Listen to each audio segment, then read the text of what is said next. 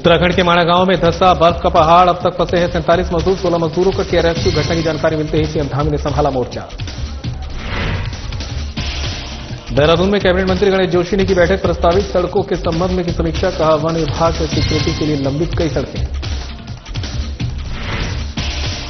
भारत दर्शन पर आए विदेशी कलाकार ऋषिकेश मसूरी के दृश्य को कैनवास में उतारकर अपने हुनर का दिया परिचय। चित्रकला प्रदर्शनी को देखकर हुए मंत्रमुग्ध। मसूरी देहरादून मुख्य मार्ग पर गिर रहा मलबा और पत्थर, मार्ग बाधित होने से दोनों ओर लगी वाहनों की लंबी कतारें, लोगों को हो रही खासी परेशानी।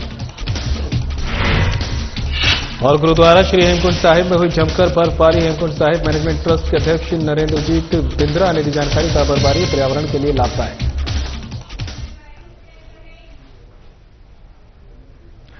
नमस्कार, उत्तराखंड की खबरें लेकर मैं हूं आपके साथ संदीप निरंजन सरकार। खबरों का रुख कर लेते हैं, जहां पर बद्रीनाथ धाम के निकट माणा गांव के पास टूटा ग्लेशियर टूटने से 57 मजदूर दबे। 16 मजदूरों का किया रेस्क्यू। 41 मजदूरों की तलाश जारी। सड़क निर्माण कार्य में लगे थे मजदूर। भारी बर्फबारी के कारण हुई घटना। एनडीआरएफ, एसडीआरएफ, आईटीबीपी, बीआरओ सहित अन्य बचाव दलों का राहत और बचाव कार्य युद्ध स्तर पर जारी। मौसम खराब होने के कारण रेस्क्यू में आ रही है दिक्कत। घटना की जानकारी मिलते ही संकट मोचक धामी ने संभाला मोर्चा। घटना पर जताया दुख।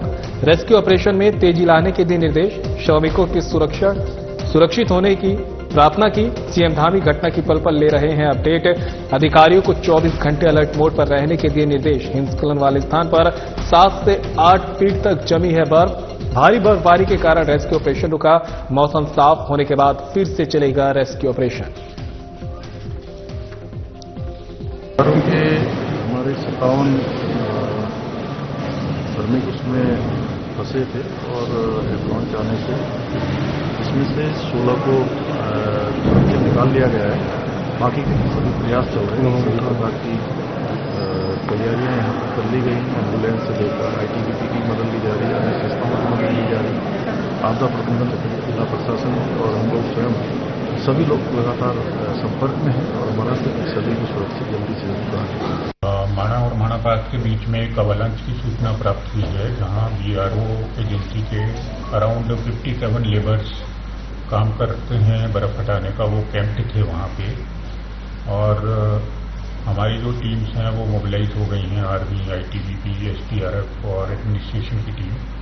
एक्टिव रेनफॉल है हमारे डिस्ट्रिक्ट में और हायर डिस्ट्रिक्ट में एक्टिव स्नोफॉल है, तो इसलिए हम हेली सर्विसेज अभी यूटिलाइज नहीं कर पा रहे हैं और मूवमेंट में भी डिफिकल्टी हो रही है। और वहाँ कोई सैटेलाइट फोन और अन्य ऐसे कोई उपकरण उपलब्ध नहीं होने के कारण स्पष्ट कम्युनिकेशन वहाँ नहीं हो पा रहा है हम लोगों का उनसे। लेकिन अभी तक कोई ऑफिशियल सूचना हमारे पास किसी कैजुअलिटी की नहीं है और हमारी यही प्रयास है कि हम सब टीम्स को लेके एक कोऑर्डिनेटेड एफर्ट करके सबको रेस्क्यू करें।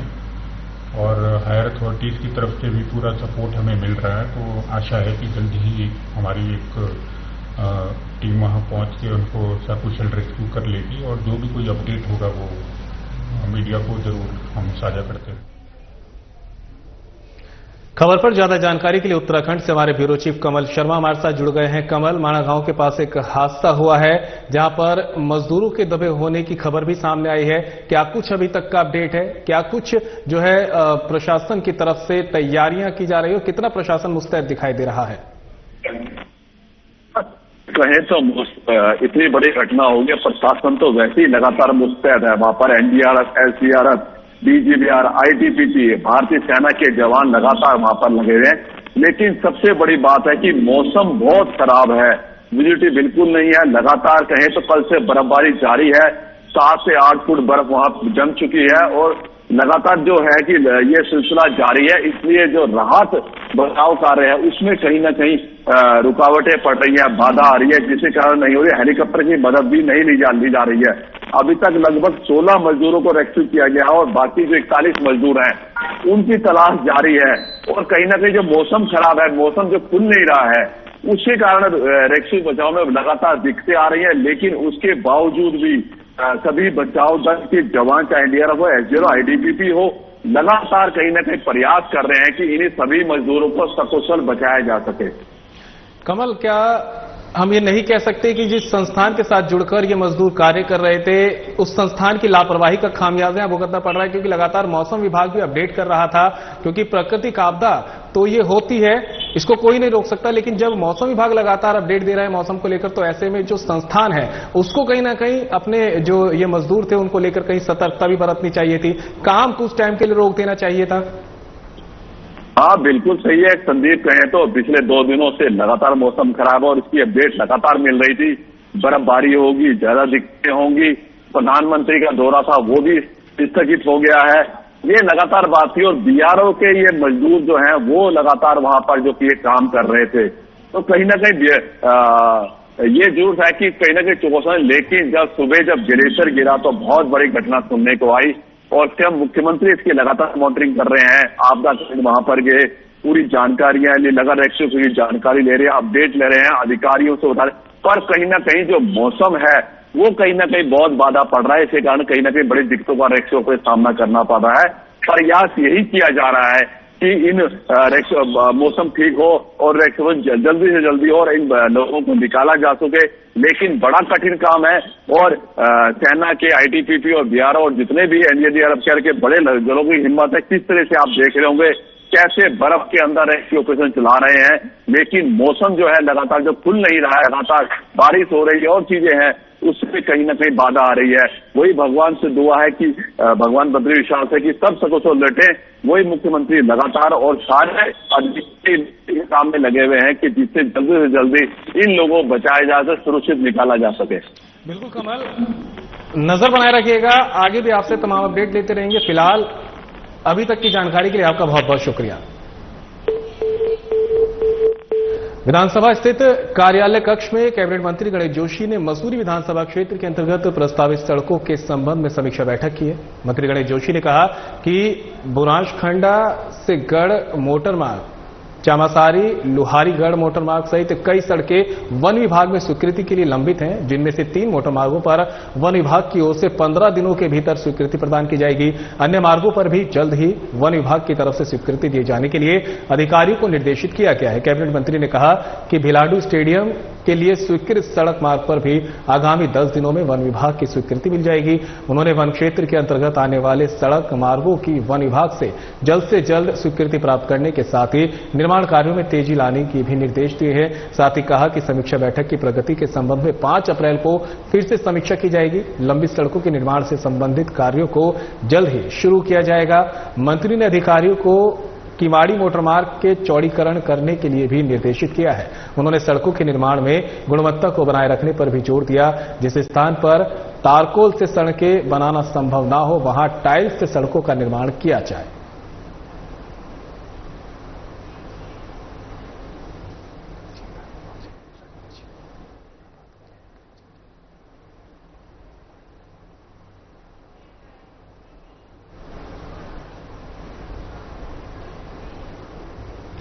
तो वहीं सीएम धामी पहुंचे हैं राज्य आपातकालीन प्रसारण केंद्र में। सीएम धामी राज्य आपातकालीन परिचालन केंद्र पहुंचे हैं। एवलांच को लेकर अधिकारियों से जानकारी ली है। माड़ा गांव के पास सुबह करीब 8 बजे हुआ था हिमस्खलन से 57 मजदूर दबे बर्फ के नीचे। 16 मजदूरों का किया रेस्क्यू, 41 अन्य मजदूरों को निकालने का कार्य जारी। सीएम धामी ने अधिकारियों को दिए कड़े निर्देश, रेस्क्यू ऑपरेशन में लाए तेजी। सभी 24 घंटे रहे अलर्ट मोड पर, व्यवस्थाएं रखे दुरुस्त। राहत बचाव कार्य लगातार जारी। आपदा प्रबंधन विभाग और प्रशासन पूरी तरह सतर्क। आईटीबीपी, सेना, स्थानीय प्रशासन और वायुसेना द्वारा किया जा रहा बचाव कार्य।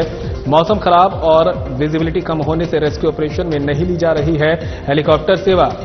मौसम खुलने के बाद हेलीकॉप्टर की ली जाएगी सेवा। स्नो एक्सपर्ट्स की ली जा रही मदद। लगातार बारिश बर्फबारी के कारण चुनौतीपूर्ण हो रहा बचाव कार्य। फंसे हुए लोगों को निकाला जाएगा जल्द से जल्द, ये कहना है सीएम धामी का। आईटीबीपी के अस्पताल में चल रहा रेस्क्यू किए गए मजदूरों का उपचार। केंद्र सरकार से मिल रही पूरी मदद। सरकार की प्राथमिकता बर्फ के नीचे दबे सभी लोगों को सुरक्षित बाहर निकालना। पीएम मोदी और गृह मंत्री अमित शाह लगातार ले रहे घटना की जानकारी। सीएम धामी ने की भगवान बद्री विशाल से सभी श्रमिक भाइयों के सुरक्षित होने की प्रार्थना।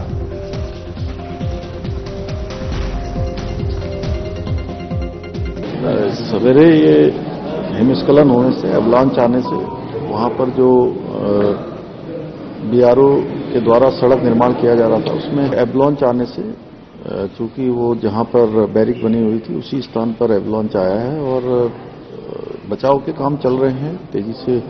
सभी चाहे आईटीबीपी है, सेना के लोग हैं, स्थानीय प्रशासन के लोग हैं, वायुसेना के लोग हैं, एक्सपर्ट हैं, सभी से वार्ता हो चुकी है। सभी लोग अपनी पूरी तरह से बचाव और राहत कार्य में लगे हुए हैं। जो भी जिस स्तर पर, क्योंकि मौसम थोड़ा अभी खराब है, विजिबिलिटी बहुत नहीं है, इसलिए हेलीकॉप्टर सेवा वहां पर नहीं हो पा रही है और जो स्नो एक्सपर्ट हैं उनकी भी सेवाएं ली जा रही हैं और आईटीबीपी के लोग वहां विशेष रूप से काम कर रहे हैं। एनडीआरएफ भी वहां लगी है, एसडीआरएफ की टीम भी लगी है और हम लोग भी यहां से लगातार मॉनिटरिंग कर रहे हैं। हमारा प्रयास है कि जल्दी से जल्दी जो भी हमारे उसमें मजदूर भाई फंसे हुए हैं, श्रमिक फंसे हुए हैं, काम करने वाले, उन सभी को जल्दी बाहर निकाला जाए और अलग अलग स्थानों के लोग हैं जो काम कर रहे हैं उनके लिए यहां से अभी हम हेल्पलाइन भी जारी कर रहे हैं जिससे कि सभी को ठीक प्रकार से जानकारी मिले और हमारा सभी लोगों का प्रयास है कि जल्दी से जल्दी आदरणीय रक्षा मंत्री जी, आदरणीय गृह मंत्री जी, प्रधानमंत्री जी का कार्यालय लगातार यहां संपर्क में है और जिन एजेंसियों की भी आवश्यकता है उन एजेंसियों की हम लोग जो है मदद ले रहे हैं। मदद लेने के लिए सारी तैयारियां करी जा चुकी हैं यहां पर कि ये चूंकि अभी जब तक पूरा सही प्रकार से वहां पर रेस्क्यू नहीं हो जाएगा तब तक ये कहना मुश्किल है कि अभी कितने लोग बाहर हैं, कितने लोग अंदर हैं। चूंकि कुछ लोगों का ये कहना है कि कुछ लोग पहले भी बाहर निकल गए थे और लेकिन 10 लोग अभी अस्पतालों में हैं जिसमें से 3 लोग थोड़ा सा उनकी घायल थे तो उसमें से ट्रीटमेंट के बाद 3 में से एक की हालत में अच्छा अभी सुधार हो गया, ऐसा मुझे बताया आईटीबीपी के लोगों ने, आईटीबीपी के अस्पतालों में। लगातार बर्फबारी अभी लगातार भी हो रही है, बारिश भी हो रही है और चूंकि कई जगह पर मार्ग भी अवरुद्ध हो गया है इसलिए थोड़ा सा बचाव कार्य में चुनौतीपूर्ण हो रहा है बचाव कार्य, लेकिन उसके बावजूद भी मौसम विभाग से भी बात कर ली गई है। कल प्रातःकाल से मौसम खुलने की संभावना उन्होंने बताई है। जैसे मौसम खुलेगा तो हेलीकॉप्टर हैं जो इसके एक्सपर्ट हैं, बचाव दल, बचाव करने वाले ऐसे स्थानों पर, उन सभी से बात हो गई है। सभी लोग अपने पे एक दूसरे के साथ जो है संपर्क में हैं और तत्काल जो है वैसे रेस्क्यू अभियान अभी चल गया है क्योंकि वहां पर सेना के लोग भी हैं, आईटीबीपी के लोग भी हैं जो मौके पर ही हैं, तो वो सब बचाव कार्य में लगे हैं।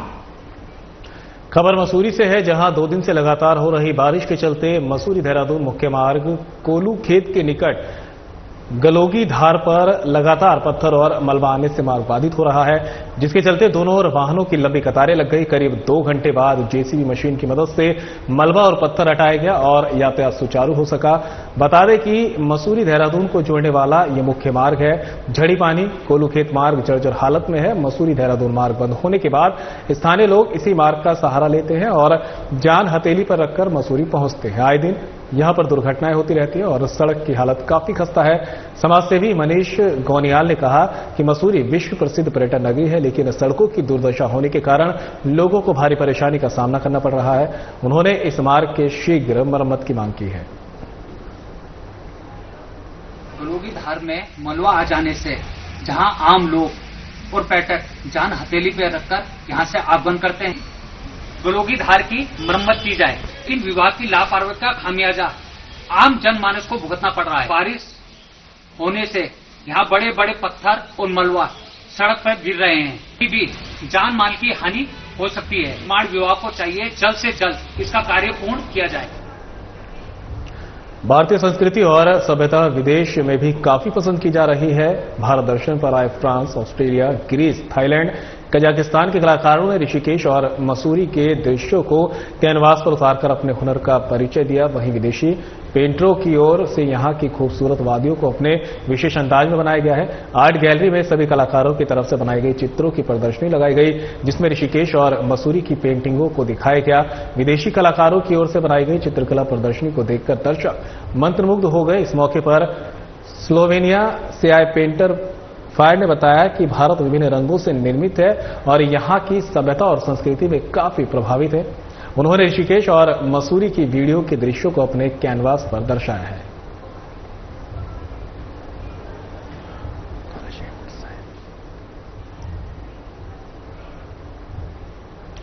गुरुद्वारा श्री हेमकुंड साहिब में जमकर बर्फबारी, खबर आप तक पहुंचा रहे हैं जहां पर गुरुद्वारा श्री हेमकुंड साहिब में जमकर बर्फबारी हो रही है। गोविंद घाट में भी हुई बर्फबारी। पिछले 3 दिनों से हेमकुंड साहिब में 6 फुट और घाघरिया में हुई 3 फुट बर्फबारी। श्री हेमकुंड साहिब सिखों का पवित्र तीर्थ स्थल। गुरुद्वारा श्री हेमकुंड साहिब मैनेजमेंट ट्रस्ट के अध्यक्ष नरेंद्रजीत बिंद्रा ने दी जानकारी। गुरु गोविंद सिंह जी की आध्यात्मिक यात्रा से जुड़ाव। यह स्थान हिमालय की गोद में स्थित प्रकृति की सुंदरता और शांति का प्रतीक। बर्फबारी पर्यावरण के लिए अत्यंत लाभदायक। घाटी की हरियाली को देगा बढ़ावा। घाटी की प्राकृतिक सुंदरता को बढ़ाएगी बर्फबारी।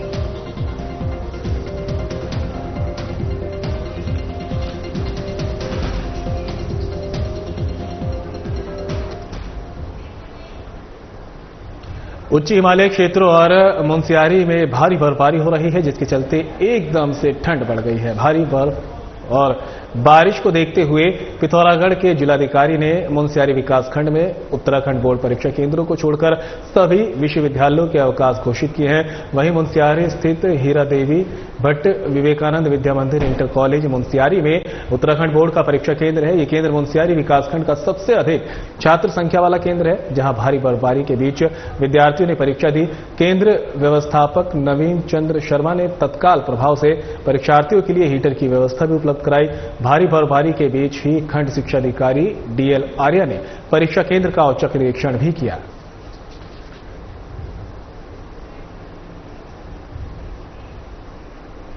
देहरादून पुलिस ने पटेल नगर थाना क्षेत्र से संदिग्ध परिस्थितियों में लापता हुए बुजुर्ग की हत्या के मामले में फरार चल रहे पति पत्नी को अमृतसर से गिरफ्तार किया है। मामले का खुलासा एसएसपी अजय सिंह ने किया। पूछताछ में आरोपियों ने बताया कि बुजुर्ग व्यक्ति की अश्लील वीडियो बनाकर और ब्लैकमेल कर रकम लेने की उन्होंने योजना बनाई थी, लेकिन उनकी योजना परवान नहीं चढ़ी तो बुजुर्ग को उन्होंने मौत के घाट उतार दिया।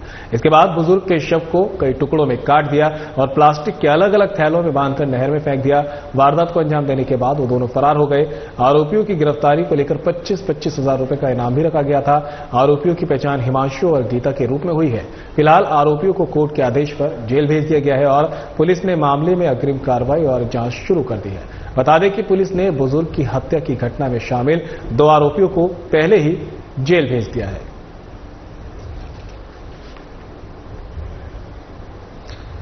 तो खबर आप तक पहुंचा रहे हैं जहां पर देहरादून पुलिस को एक बड़ी सफलता हाथ लगी है। पटेल नगर थाना क्षेत्र में संदिग्ध परिस्थितियों में लापता हुए बुजुर्ग की हत्या के मामले में फरार चल रहे पति पत्नी को यहां पुलिस ने गिरफ्तार कर लिया है। 7 तारीख को निधि जी हैं जिनके द्वारा अपने पिताजी की गुमशुदगी दर्ज कराई गई थी और इस दौरान गुमशुदगी की जांच में कुछ संदिग्ध चीजें प्रकाश में इन्वेस्टिगेशन में, तो उसके बाद उस गुमशुदगी को अपहरण में तरमीम कर दिया गया। चूंकि जो गुमशुदा थे श्री श्यामलाल जी, वो 80 साल के करीब थे और वो मोटरसाइकिल पर गए थे। उनकी मोटरसाइकिल लावारिस हालत में मिली, जिस पर उनकी नंबर प्लेट भी वहां से हटी हुई थी। इन सबको देखते हुए स्पेशल टीम का गठन करके उनकी तलाश में लगाया गया।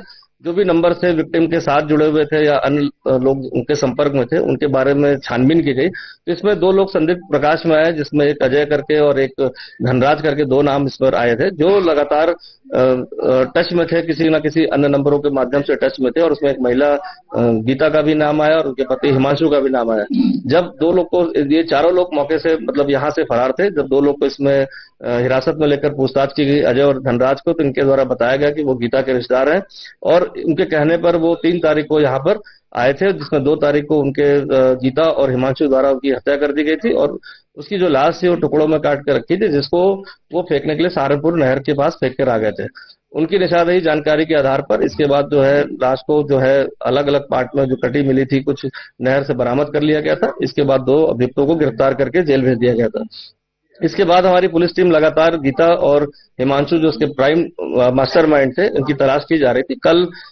कल इनको रात्रि में अमृतसर से जो है वहां से इनको हिरासत में लिया गया और पूछताछ के बाद इनको थाने जब लाया गया यहाँ पर समस्त घटनाक्रम को पता चला कि जो गीता थी और उसका हस्बैंड जो है हिमांशु, जो एमबीबीएस का 4th ईयर का स्टूडेंट भी था, इसके बाद उनको पैसे की जरूरत थी, फीस भरने के लिए भी थी, साथ ही साथ अन्य खर्चों के लिए भी थी। और पूर्व में भी वो कहीं ना कहीं किसी न किसी बहाने जो इसमें अभियुक्ता गीता है उसके द्वारा श्री श्यामलाल जी से विभिन्न तरह से पैसे भी लिए गए थे और एक षड्यंत्र के तहत एक किराए पे कमरा लेकर उनको कहीं अश्लील कुछ बनाने का इनका एक मोटिव था कि अश्लील कोई वीडियो या फोटो बनाने के बाद उनको ब्लैकमेल करके और पैसे लिए जाएंगे।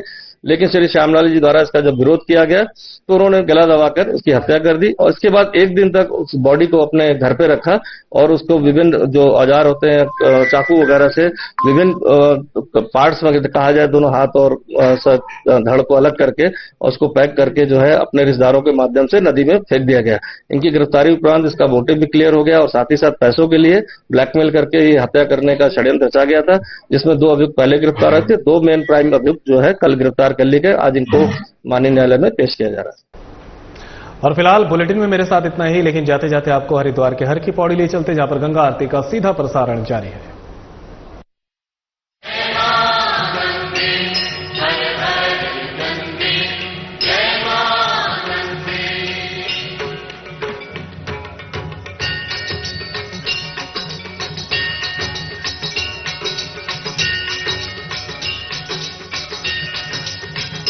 ओम जय गंगे माता, श्री जय गंगे माता,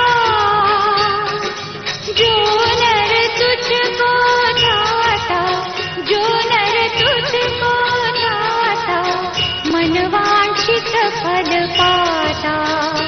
ओम जय गंगे माता।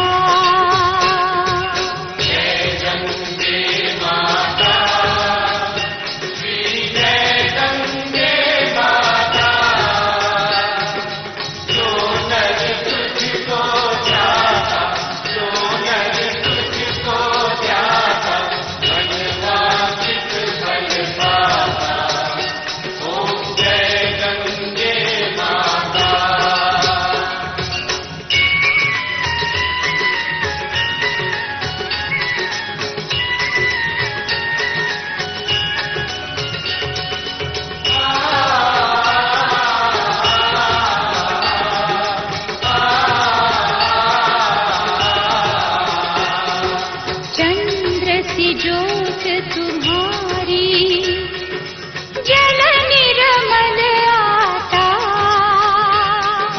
जल निर्मल आता,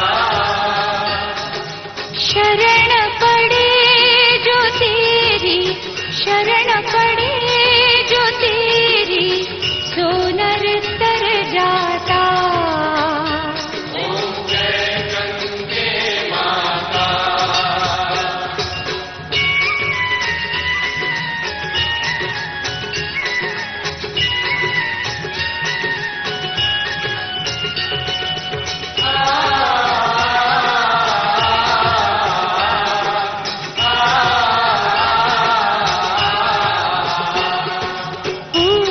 सगर के पारे सब जग को ज्ञाता, सब जग को ज्ञाता, कृपा दृष्टि तुम्हारी, कृपा दृष्टि तुम्हारी, त्रिभुवन सुखदाता।